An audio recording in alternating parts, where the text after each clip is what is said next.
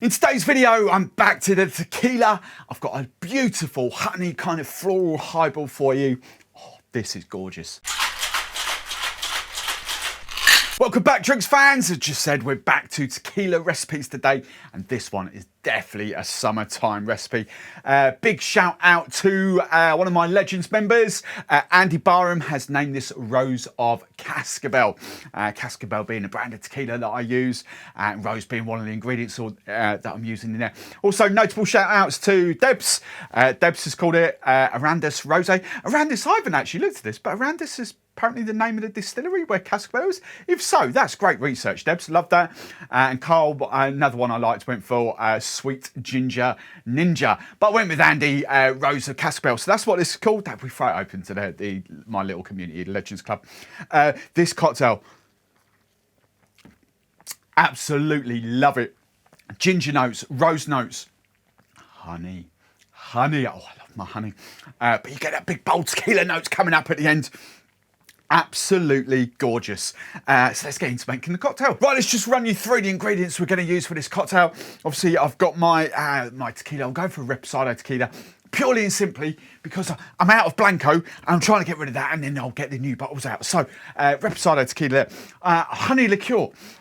Obviously, this is a honey tequila, but think of it more as a honey liqueur. You won't get too much tequila notes off that, but it's absolutely gorgeous. Love this stuff.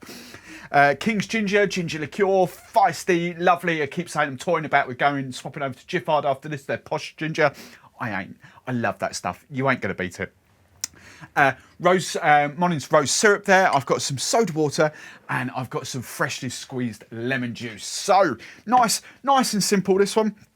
We are going for 30 ml, 1 ounce of your tequila. Have we got an, oh yeah. Oh, I'll finish that off in a second. Ooh, lovely jubbly. New bottles coming. Right, we're going equal measures of for the honey. So I'm going 30 ml, 1 ounce of honey liqueur.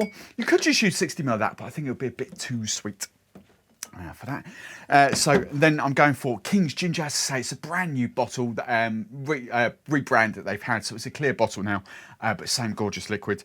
So we're going for half an ounce, 15 ml of ginger liqueur. That'll give it those nice kind of feisty notes.